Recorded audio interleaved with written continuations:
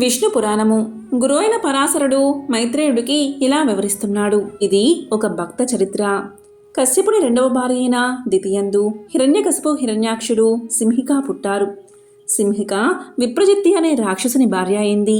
హిరణ్యకశిపునకు ప్రహ్లాదుడు, అనుహ్లాదుడు, సంహ్లాదుడు, హ్లాదుడు అనే నలుగురు కొట్టుకులు పుట్టారు. వారిలో ప్రహ్లాదుడు పరమ భాగవతుడు. అతని చరిత్ర మనసుకి మాటకి అందని మహనీయ గుణ విశిష్టం. అతని చరిత్ర నాకు అందిందంతా చెప్తాను విను. హిరణ్యకశిపుడు బ్రహ్మ గురించి చాలా కాలం తపస్సు చేసి ముల్లోకాలకు తన దొరతనం కలిగేటట్లు బ్రహ్మ వల్ల వరం పొందాడు. సకలలోక బేకరంగా పరిపాలన సాగిస్తూ యజ్ఞ భాగాలు తానే తీసుకునేవాడు. దానితో దేవతలు సుఖస్థితి గతి లేనివారయ్యారు. అలా ఉండగా ఒకనాడు మద్యపాన మత్తుడై దివ్య మణిమయ సౌదమునందు కొలువు తీరి గురువులతో కొడుకును ప్రహ్లాదుని రప్పించి, కుమారా, గురువులేమి చెప్తున్నారు? శ్రద్ధగా రాజనీతి చదువుతున్నావా? ఏది ఒక పద్యం చదువు అని అనగా, ప్రహ్లాదుడు చదవవలసింది చదివాను.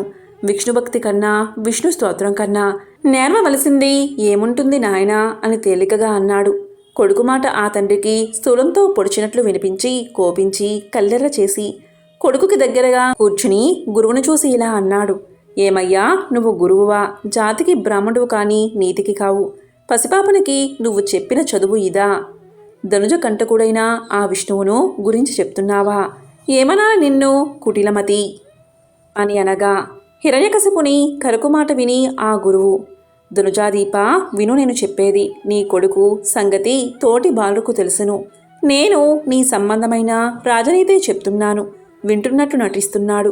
పాఠమైన తర్వాత ఆవనకు పోయి ధనుజ బాలురకు విష్ణువు గురించే చెప్తూ ఉంటాడట.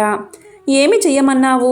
నా తప్పేమీ లేదు అని చెప్పగా, హిరణ్యకశిపుడు కొడుకును ఆదలించి, ఇదిగో, ఈనాటి నుంచి గురువు చెప్పింది బుద్ధిగా నేర్చుకుంటూ ఉండు. మన వంశానికి విరోధి అయిన ఆ విష్ణువు ఘోష నీకు తగదు. మన ఇంటా వంట లేని బుద్ధి, ఇది మంచిది కాదు. ఆ విష్ణువు నాకన్నా గొప్పవాడా? నీ వెర్రి కాని అని బుద్ధి చెప్పి గురువుతో పంపించాడు. ఇంటికి వెళ్ళిన తర్వాత గురువు బుజ్జగిస్తూ, ప్రహ్లాద, నీ తండ్రి బ్రహ్మగూర్చి గొప్ప తపస్సు చేసి ముల్లోకాలకు ప్రభువుగా వరం పొందిన మహావీరుడు కనుక ఆ విష్ణువు పేరెత్తితే ఒప్పుకోడు. విన్నావా? ఇక నేను చెప్పే నీతిశాస్త్రం శ్రద్ధగా చదువుతూ ఉండు అని అనగా, విని ప్రహ్లాదుడు ఇలా అన్నాడు. అయ్యా, నా తండ్రికి పుట్టిన వెరితనం నీకు అబ్బినట్లుంది.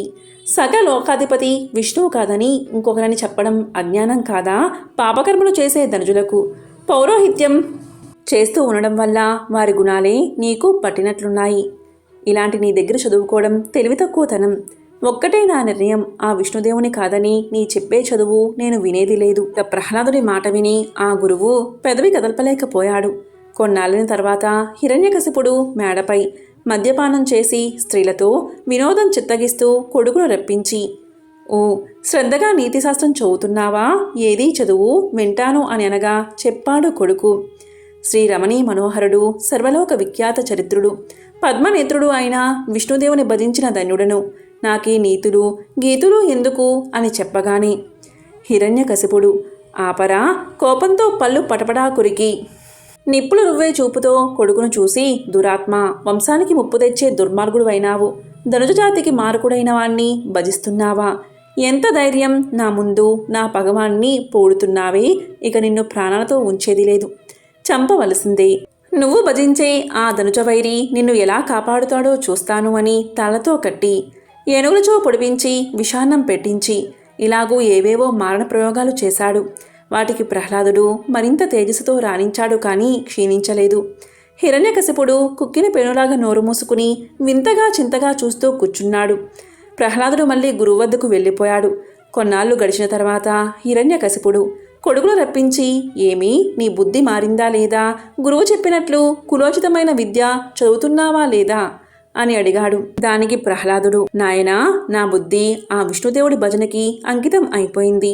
లౌకికమైన కుల విద్యకి కట్టుపడదు. ఇదే నా నిర్ణయం అని ప్రహ్లాదుడు చెప్పగా, హిరణ్యకశిపుడు మితిమీరిన కోపంతో చూసి, సరే, ఇక నిన్ను మారణ హోమంతో తొదముట్టించవలసిందే అని తన భటులను చూసి వీడిని ఈడ్చుకుపోయి తాళ్లతో కట్టి సముద్రంలో పడదోసి పైన ఒక కొండ పడేసి చంపిరండి అని శాసించాడు. వారు ప్రహ్లాదుని తోడుకుని వెళ్ళి తాళ్లతో కట్టి సముద్రంలో పడదోసి పైన ఒక కొండ వేశారు. ప్రహ్లాదుడు చలించలేదు. శ్రీహరిని తన హృదయ పద్మంలో ధ్యానముద్రతో ప్రతిష్ఠించి స్తుతిస్తూ హాయిగా ఉన్నాడు. గట్టున ఉన్న రాక్షసభటులు వింతగా చూస్తూ ఉండగా సముద్రం అలతో పొంగి కొండను పక్కకు తొలగించి ప్రహ్లాదుణ్ణి అల్లనల్లన గట్టుకి చేర్చింది. ఆ రాక్షసుల ఆశ్చర్యానికి అంతులేదు. సర్వశక్తి సంపన్నుడైన శ్రీహరి సంరక్షకుడై ఉన్న భక్తునకు కొండలు బండలు ప్రమాదకారములవుతాయా? చంపడానికి నిల్చున్న రాక్షసభటులు బెదిరి కొంత దూరాన ఉన్న చెట్టు కిందకు పారిపోయారు. ఆ సమయంలో గట్టున ఉన్న ప్రహ్లాదుడికి శ్రీహరి అభయహస్తంతో ప్రత్యక్షమయ్యాడు. ఆ దేవుణ్ణి చూసి ప్రహ్లాదుడు పరమానంద భక్తుడై చేతులు ముగిచి స్తుతించాడు. పుండరీకాక్ష ఆశ్రిత పక్ష అధర్మ శిక్ష ధర్మవర్ధన దుర్మతి మర్దన శ్రీపతి యోగ సద్గతి వాసుదేవ మహానుభావ నిర్వికార సదాధార గో బ్రాహ్మణహిత త్రిగుణాతీత పరమపావన బ్రాహ్మణ్యదేవ గోవింద సచ్చిదానంద సనకాది యోగీంద్ర సన్నుత ఋషికేశ నమస్తే నమస్తే నమస్తే. ప్రహ్లాదుని స్తుతికి సంతసించి శ్రీహరి దగ్గరగా తీసుకుని శరీరం నిమిరి ప్రహ్లాద, బాల్యంలో ఉన్నవాడివే అయినా నీ తండ్రి చేసిన దారుణ కర్మకు బెదరక నన్ను మనసా వదలక భక్తియుక్తుడవై ప్రవర్తిస్తూ ఉన్నావు కనుక నువ్వు కోరిన వరమిస్తాను అడుగు అని ఆప్యాయంగా అనగా, దేవా, నేను ఏ జన్మలోనూ నీ పాదభక్తి వదలని మనసు కలవాడనే ఉండేటట్లు వరం అనుగ్రహించు అని ప్రహ్లాదుడు కోరాడు. ప్రహ్లాద, నీకు మరో జన్మ లేదు. నీ ఈ ప్రవర్తన విష్ణు భక్తులకు మేల్బంతి అయింది. ముక్తి నీ చేతిబంతి, పాపం నీ చుట్టుపక్కల శరదు. కాబట్టి నాయందు భక్తి గురించి అలా ఉండని ఇంకొక వరం కోరుకో అని విష్ణువు అనగా, నా తండ్రి అహంకారంతో నిన్ను ద్వేషించి నన్ను హింసించాడు. నా ప్రార్థన మన్నించి అతని చెడుతనం పోగొట్టి పుణ్యాత్ముణ్ణి చేయవలసిందని నా కోరిక అని ప్రహ్లాదుడు కోరాడు. ఆ మాటకి శ్రీహరి చిరునవ్వు నవ్వి, సరే, నీ తండ్రి పుణ్యమార్గం నేను చూస్తానులే, ఇంకొక వరం అడుగు అని అనగా, నేను సంసారినైనా పురుషార్థములను అలగటిని ధర్మ ప్రవృత్తితో నీ భక్తి చేయుతగా సాధించేవాడును అయ్యేటట్లు వరం అనుగ్రహించు అని ప్రహ్లాదుడు అడిగాడు. తదాస్తు అని చెక్కిలి నిమిరి శ్రీహరి అదృష్టుడయ్యాడు. ప్రహ్లాదుడు చిన్నార నడకలతో నగరం ప్రవేశించి తండ్రి వద్దకు వెళ్ళి నమస్కరించి పక్కగా నిల్చున్నాడు. హిరణ్యకశిపుడు హరివరం వల్ల మునుపటి ద్వేషం పోయి సత్వగుణం కలవాడే కొడుకును కౌగలించుకుని శిరసు మూర్కుని చెక్కిలి నిమిరి, కుమారా, నా వల్ల పడరాని బాధపడినా ఆ శ్రీహరి దయవల్ల క్షేమంగా ఉన్నావు, ఇది నా భాగ్యం అని లాలనగా ఓదార్చి కొడుకుతో ఆనందంగా ఉంటూ చిరకాలం రాజ్యం పాలించి తుదకు విరక్తి కలిగి శరీర త్యాగం సామాన్యంగా అవదు, ఆ విష్ణు వల్లనే అవ్వాలని మళ్లీ రాజసమూర్తి అయి విష్ణువును ద్వేషించడం ఆరంభించాడు. అంతటా ఒకనాడు నిండు సభలో లోక భీకరమైన అట్టహాసం. ఒకంతసేపటికి శబ్దం విరిగింది. దానిలోంచి నరసింహమూర్తి ఆవిర్భవించి హిరణ్యకశిపుని సంహరించి ప్రహ్లాదుణ్ణి రాజ్యాభిషిక్తుణ్ణి చేశాడు. తరువాత ప్రహ్లాదుడు పెరిగి పెద్దవాడై చిరకాలం ధర్మ మార్గాన జనరంజకంగా పరిపాలించి పుత్ర పౌత్రాభివృద్ధితో ఆనందంగా ఉంటూ వైష్ణవ భక్తాగ్రజ్ఞుడిగా ప్రసిద్ధుడు అయ్యాడు. పౌర్ణమి, అష్టమి, ద్వాదశి, అమావాస్య ఈ తిథుల్లో ప్రహ్లాద చరిత్ర చదివేవారికి అభీష్ట సిద్ధి, గోదాన భూదాన ఫలము కలుగుతుంది. మైత్రేయ, ఇది ప్రహ్లాద చరిత్ర. ఆ ప్రహ్లాదునకు విరోచనుడు, ఆయుష్మంతుడు, శిబి, భాష్కలుడు అనే 4 కొడుకులు. విరోచనుని కొడుకు బలి, బలికి బాణాసురుడు మొదలుగా 9 కొడుకులు. ప్రహ్లాదుని వంశం నుండి పుట్టిన వారే నివాత కవచులు 3 కోట్లు అంటూ విష్ణు పురాణాన్ని చెప్పసాగాడు పరాశరుడు.